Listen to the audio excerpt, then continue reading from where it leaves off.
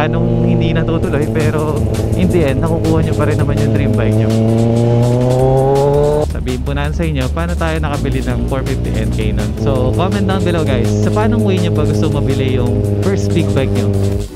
Traffic, gusto ko sana mag vlog guys. Pag-usapan sana natin kung paano nyo mabibili yung dream bike nyo, paano pag-iipunan, paano nyo makakamit na magkaroon din ng sarili nyong big bike or ng pangarap nyong motor kahit na hindi big bike.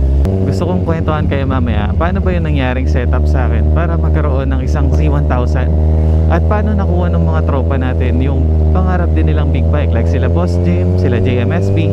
Share ko sa inyo yung story nila at ano yung mga planong hindi natutuloy, pero in the end nakukuha nyo pa rin naman yung dream bike nyo.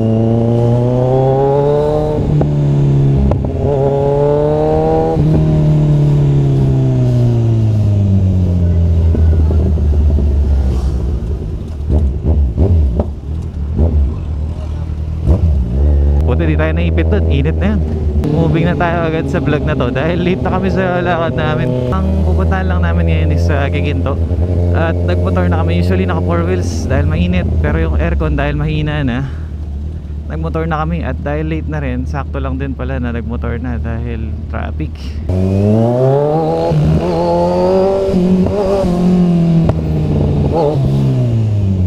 Grabe, init ni Z1000. Ano kaya temperature ko ngayon?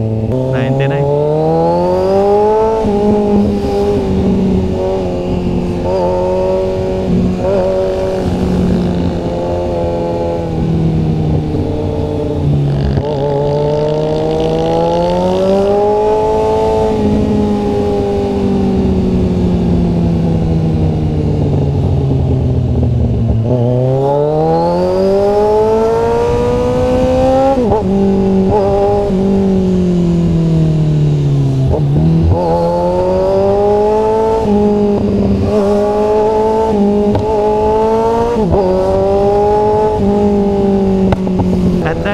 Kami ngayon, unahin lang natin yon dito sa tapat ng LTO, tapos usap tayo after namin magpa-dentista.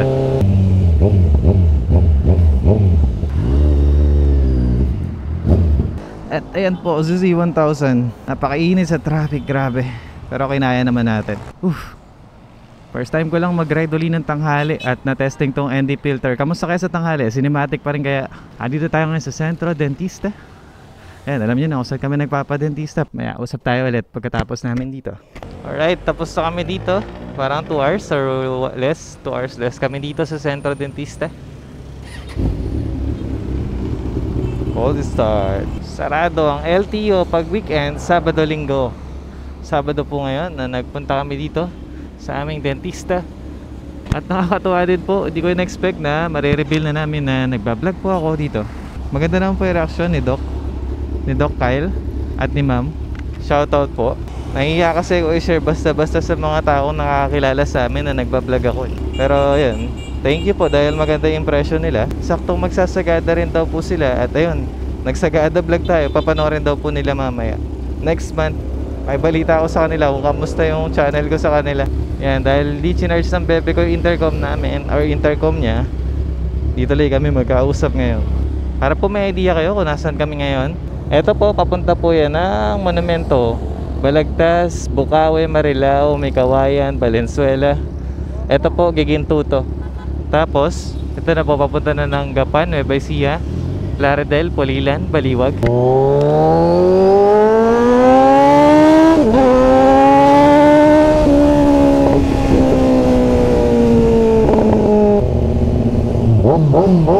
Uy, grabe pala ang sikat ng araw dito pag umaga. Ayan po, dyan po tayo tumatambike. At like lang po kayo sa FB page ng Tambike Squad. Pagka po may tambay kami, popost lang natin doon sa My Day at pwede na po kayo sumunod.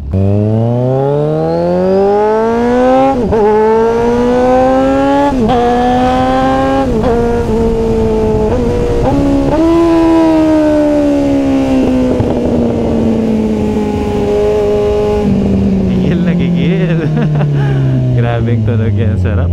Okay, tuloy po natin itong vlog. Pag-usapan natin kamusta ang bumili ng sarili nyong bike. Siyempre, paplanuhin natin yan sa pag-iipon, sa pagtatansya ng budget natin. Tapos kung ayaw ba talaga, anong budget, kumbaga tatanungin nyo yung sarili nyo, ano ba yung pinakamataas ng value ng pera na naipon ko. Kasi usually sa big bike 200,000 second hand, gano'n, di ba? Mga Dominar, NK400. Alright, pasyal ko kayo dito sa Malolos.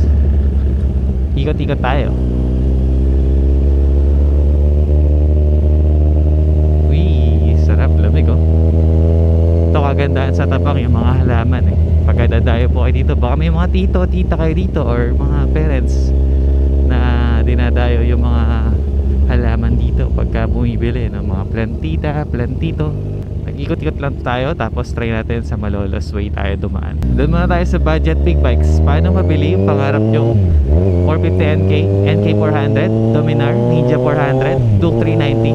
Doon muna tayo sa mga entry level para mas mailapit ko sa mga plano ko before. Kasi syempre yun lang yung kaya ko nung bilhin dati, sa sweldo ko, sa ipon ko, or sa kaya kong pilitin. Actually di pa nga talaga kaya. Buti na lang hindi tayo breadwinner sa pamilya, kasi kung breadwinner kayo, lalong hindi ko na kaya yun. Doon na lang tayo blessed na kahit paano yung ipon natin pwede natin gastusin para sa sarili natin. Welcome sa lalawigan ng Bulacan. Pagka kasi 400cc at nakakapasok ng expressway, big bike na yan eh. Kailangan ko yun dati, dahil pag lumuluwas ako from Bulacan, nahihirapan na ako sa MacArthur Highway. At sa sasakyan naman, hindi practical pagdating sa traffic at mga parking. At syempre, mas tipid pa rin ng motor kahit 400cc compare sa kotse. Kaya lang, medyo nakalangan pa ako kasi sa Dominar may mga nagsasabi dahil 1 cylinder, bitin pa daw. At sa mga panahon na hindi ko pa rin kayang bilhin yung Dominar sa halagang 200,000 second hand or 150,000. Ngayon, meron nga 120,000 na lang eh. Dati to, no? So, pandemic, pre-pandemic to. Tapos after pandemic, sinantabi ko muna yung pag-iisip ko ng big bike. Bigla naman tayong may mga nakitang NK400 sa daan. Napapabali ako ng leg sa pagtingin sa mga NK400. Ang forma, laki ng gulong. Tinignan ko yung value.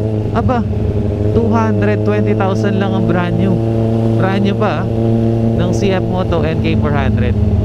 Medyo nakakagulat lang nung una dahil di pa tayo sanay sa Chinese brand nun. Pero ngayon, sa dami ng nailabas ng CF Moto, napatunayan niyang hindi lang siya Chinese brand na basta-basta. Quality ang CF Moto, no?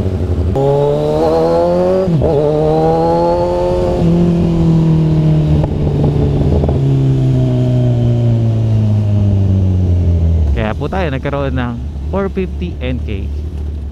At ayun po, sabihin po natin sa inyo paano tayo nakabili ng 450NK nun. Nasakto po na magpapalitan kami ng work. Yung mga naipon ko na camera gears, naipon namin ng bebe ko.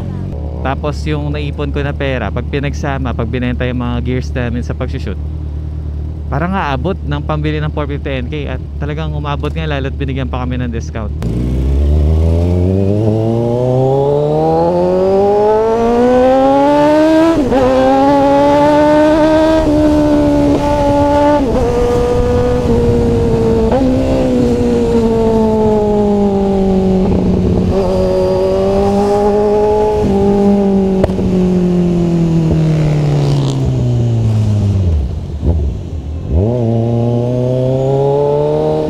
Po kasi hirap tayong mag-ipon, no? Pag nandiyan yung pera, nagagalaw. Let's say 100,000 yung ipon mo, laki nun, di ba? Kaso pag may mga emergency gastos at nandiyan yung pera, may jinx eh, talagang nababawasan pag kailangan eh. Yung way po na nangyari sa amin para mabili yung motor is nagbenta kami ng gamit at may konting ipon.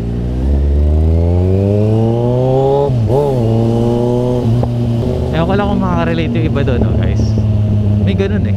Kahit na anong ipon mo, yung cash mo, magagalaw yan. Lalo na kung nasa iyo, nasa bahay. Kung nasa bangko, baka hindi. Saka kung may extra work ka, extra sideline, yes, baka hindi nga natin magalaw yan. Ipon na yan at kung gaano kayo kadisiplinado. Sa inyo naman po, kung papangarapin nyo magka big bike, okay din yung may gamit kayo na nagagamit nyo sa work currently. Tapos pagka tapos na kayo sa trabaho nyo, gusto nyo ibenta para may isama nyo sa ipon nyo, pabili nyo yung pang cash at hintayin nyo na mayroong good deal, like sa kamag-anak, sa tropa, sa ibang tao na bibigyan kayo ng sulit na kondisyon. Like pwede nyo hulugan yung remaining balance without interest, or di kaya may makuha kayo rush deal. Ganun yung mga ways na para sa mga tulad natin na hindi nagkakaroon ng big bike basta-basta. Grabe yung init, mukhang isusumpa ako ng aking bebe. Bakit ko siya dinaan dito? Sakit na rin tuhod ko, nalabnos na yata. Tapos kung kayo naman po ay may trabaho, parang okay nga din talaga kung mag-installment kayo, no? Yung sinabi ko po, pang cash na second hand na good deal. Pero kung mag-installment po kayo, kailangan nyo po dyan isipin is yung mga priorities nyo. Balik lang tayo ulit kung breadwinner ba kayo or pwedeng sa inyo lang yung gastos nyo. Sabi ni Bebe, paano daw pag Ducati ginaminan sa ganito? Ay, yari na, gumilid na lang tayo. So umikot lang tayo malolos para magpakahirap sa traffic at mag-vlog, para kwentuhan kayo at mapakita ko rin sa vlog ko yung kalsada ng Malolos. Syempre pag sinabing Bulacan, ito yung ano natin baga pinaka-sentro ng bayan natin, Malolos. Ito naman yung main highway papunta nyo na Pampanga. Pag di kayo nag-expressway sa Kalumpit, sa Arayat, bakit dyan, diretso kayo. Tapos dadaanan nyo na yung bagong Kapitolyo. Dito tayo, kakanan na tayo sa crossing pabalik ng Lardel, Pulilan. As diretso dyan, BSU. Sa mga hindi po madalas din sa Bulacan pero pamilyar.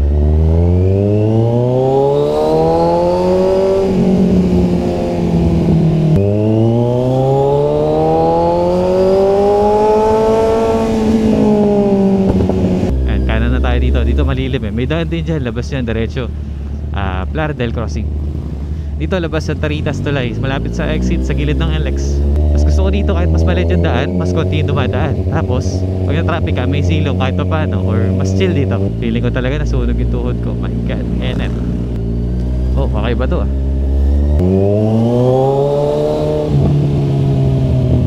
Sa installment naman po, yun, pagka gusto nyo bumili, dapat makompute nyo mabuti. Tapos maganda nyan sa installment, ang ilo nyo yung cash. Huwag na kayong mag in-house. Yung iba napipilitan mag in-house kasi hindi sila na-approve sa bangko. Lugi po kasi kayo sa in-house na installment. Pag bibili kayo big bike, yung motor mawala sa inyo, yung mga hinulog nyo wala rin, bali wala. Pero pagka ang nilaw nyo yung cash, pwede nyong ibenta yung motor ngayon para mabayaran yung cash na hindi nyo nabayaran, pinang-cash nyo ng motor. Diba? At least babalik lang sa inyo yung mga nahihulog nyo, lugi lang ng konti.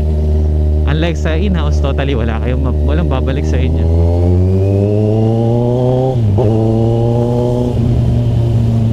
Ngayon, paano naman po nakabili yung iba na hindi nag-installment, hindi nag-cash? Step by step po nila binili. Yung mga tropa natin like si JMSP, kunento po nila, nag-buy and sell po sila muna. At yun yung mga taong sanay maghintay, hindi nagmamadali, na pag pinost nila yung unit nila sa hindi ganong kababang halaga, may kumakagat dahil kailangan nung bibili yung ganong motor, specific model and specific condition. So matira matibay sa marketplace, wag kayong magpapabarat hanggang may makabili. Ilang buwan din yan. Tapos huwag nyo gamitin masyado yung motor, enjoy nyo lang, pero wag sobrang lespag para di bumaba yung value. Tapos unti-unti, pag nababuy and sell nyo yung motor, kuha ng mas magandang unit, benta, kuha ng mas magandang unit, at madiskarte kayo pagdating sa mga gulong, sa pagtingin, dati kayo lugi dyan, sa papel. And that way, yan yung pangatlong way na pwede kayo makabili ng dream bike nyo. Diyan na mag-i-start yung from 400cc, pwede na kayo mag 600, pwede na kayo mag 1,000, unti-unti hanggang sa pabago yung model. Pipiliin nyo yung mga in-demand lang na unit na hindi bumababa yung presyo. Katulad ng ZX4RR, at tagal bago bumaba yung value. Z1000R, ano pa rin, kahit pa-phase out na or phase out na, binibili pa rin ng mga tao tulad ko dahil talagang super valuable pa rin at matibay, maganda, maporma, di na luma. Yung CF Moto, medyo mababa ang resale value ng CF Moto dahil bagong brand pa, pero soon tatapat na rin yan. Ang mga malalakas na brand na hindi bumababa basta-basta yung value or sulit pa rin is CB650R, Z1, ay mga kilalang motor, ganun. Ako po nabili ko yung Z1 ko sa paraan na gusto kong mabili to na may sobra pa akong pera, tapos ipunin ko yung cash. Ang mga maling decision ko lang po, or ang mga medyo naging downside lang sa decision ko, maaga ko nabenta yung motor, and babalik tayo dun sa sinasabi ko na paghawak mo yung pera, nagagalaw. Pero sa magandang paraan naman, bomba daw. Kaya tagal din bago ako nakabili uli ng big bike na in the end parang naging good thing din yun na hindi ko agad nabili yung big bike na gusto ko, like Z1000R na mas mahal for 50,000 to 500,000 dahil gusto ko pa noon, dapat sobra pa yung pera ko. Then tagal lalo ipunin, tapos mas mahirap hanapin kasi R, mas mabilis mabenta.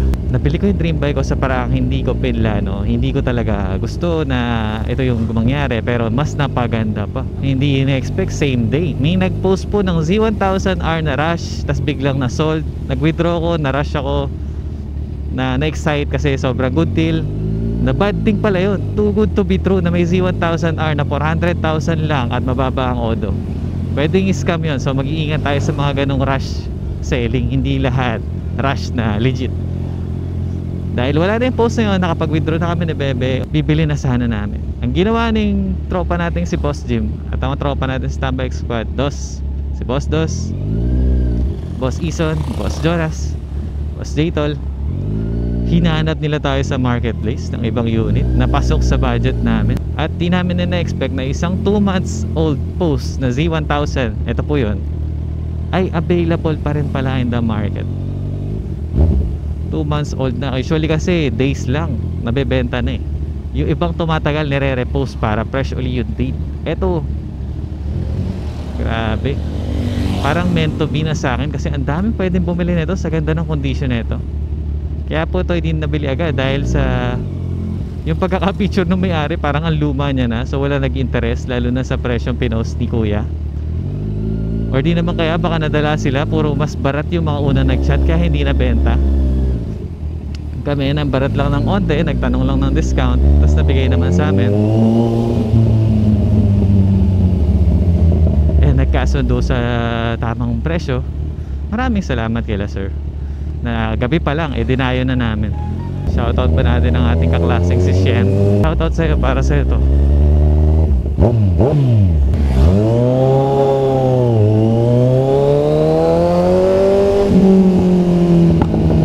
Yan kasi ang magandang busina sa big bike eh, no? Mas rinig eh.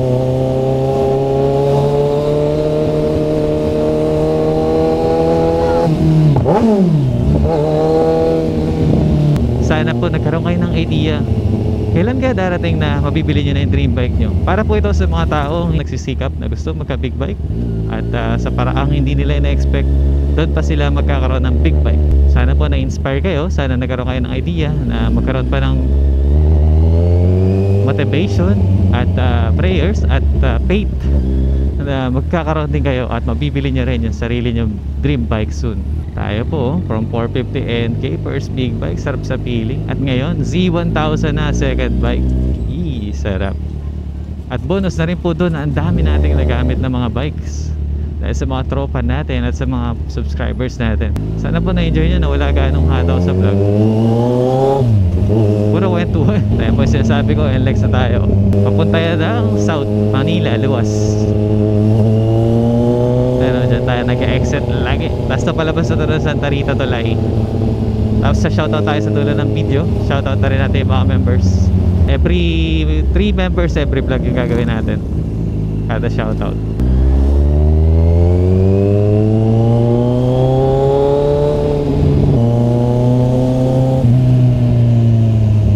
Traffic, nakikita nyo na kung gaano kainit, nasunog ang aking tuhod.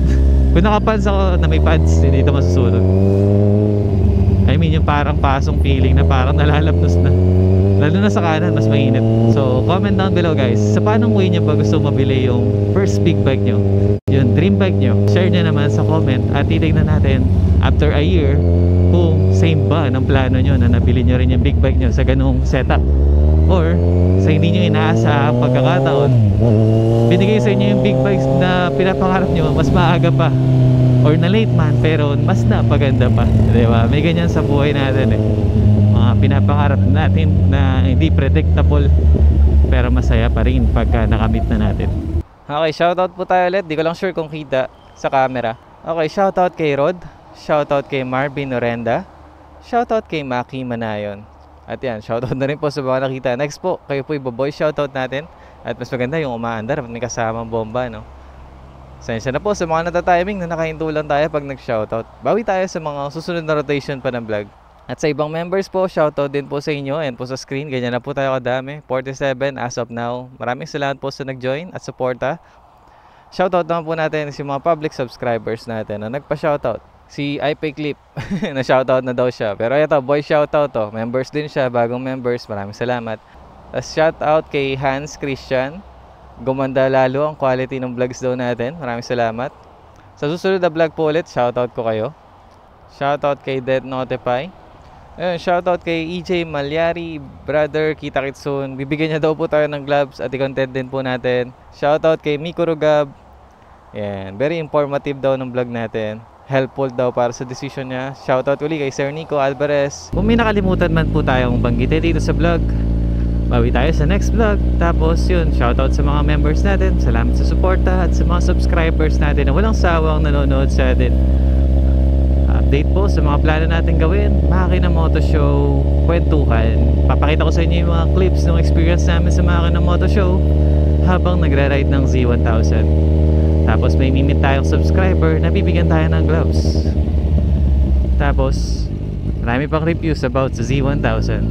Wala tayong bomba dahil bawal maingay dito. Bobomba tayo, flip lang, tapos palabas na. Salamat sa mga umabot sa dulo ng video natin at nakakatuwang nag-enjoy po kayo at nagugustuhan yung tunog ni Z1000. Again guys, see you on the next vlog. Dito lang muna tayo, pero mas maraming upload.